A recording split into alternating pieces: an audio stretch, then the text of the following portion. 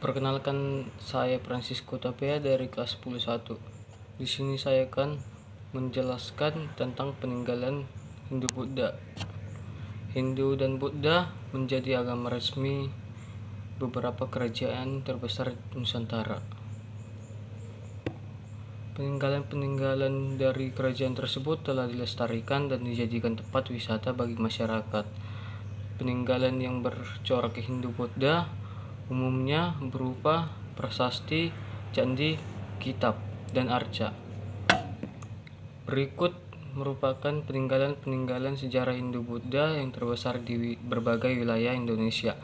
1. Prasasti atau batu tertulis. Setiap kerajaan bercorak Hindu-Buddha yang berdiri dan berkembang di Indonesia diketahui keberadaannya lewat prasasti atau batu tertulis. Prasasti tersebut tertulis dengan huruf Pallawa dalam bahasa Sanskerta, bahasa Jawa kuno, dan bahasa Melayu kuno.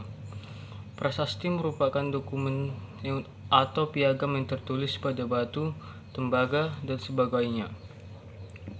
Contoh prasasti tersebut adalah 1. Yupa, prasasti Muarakaman atau Kerajaan Kutai. 2. Prasasti Ciaruteun, kebun kopi Jambu, Pasir Awi, Tugu, Cindahyang atau Kerajaan Tarumanegara. 3. Prasasti Tukmas atau Kerajaan Holing. 4.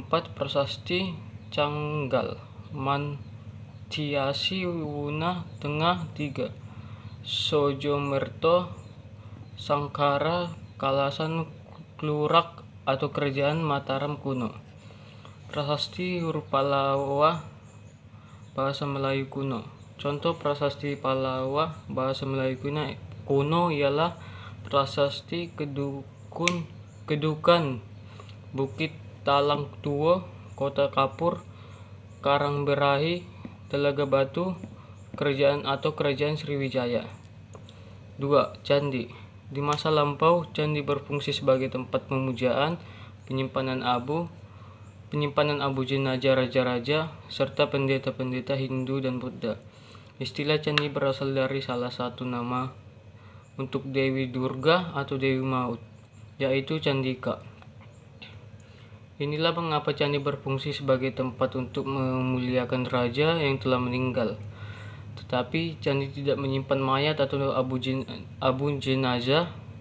Candi hanya menyimpan benda-benda seperti potongan logam, batu-batuan, dan sesaji. Barang-barang itu ditaruh pada wadah atau pripi.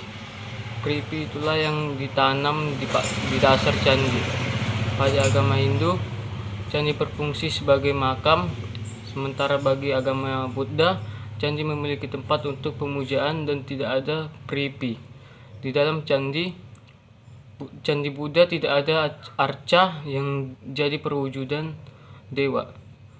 Terdapat pengelompokan candi-candi yang telah ada. Candi di Pulau Jawa erat. Di Pulau Jawa erat kaitannya dengan alam pikiran dan susunan masyarakat. Candi di Indonesia ada yang dibangun berdiri sendiri dan ada yang dibangun berkelompok. Candi yang berdiri sendiri seperti Candi Borobudur, sedangkan candi yang berkelompok adalah Candi Prambanan. Berikut 3 jenis candi-candi di Indonesia. 1. Jawa Tengah bagian utara dan candi-candi di Komplek Dieng dan candi-candi di Gedung Songo. 2. Jawa Tengah bagian selatan. Ada Candi Kalasan, Candi Mendut, Candi Pawon. 3. Jawa Timur ada Candi Panataran, termasuk di dalam candi yang ada di Bali dan Sumatera Tengah atau Muara Takus. Seiring dengan pembuatan candi, berkembang juga seni ukir. Ini bisa dilihat dari ukuran atau pahatan pada dinding candi. Yang sering ditemukan pada candi diantaranya makhluk ajaib, tumbuh-tumbuhan, daun-daunan, sulur-sulur, dan bunga teratai. 3. Arca atau patung. Arca adalah patung yang biasanya dibuat dari batu yang dipahat menyerupai bentuk orang atau binatang. Arca sangat berhubungan erat dengan agama Hindu dan Buddha. Arca juga biasanya berwujud dewa. Berikut contoh peninggalan arca. 1. Arca air lingga dari kerajaan Mataram kuno di Jawa Timur. 2. Arca Kertarajasa Jayawardhana, pendiri kerajaan Majapahit. 3. Prajana Paramita, perwujudan Ken Dedes dari kerajaan Singosari.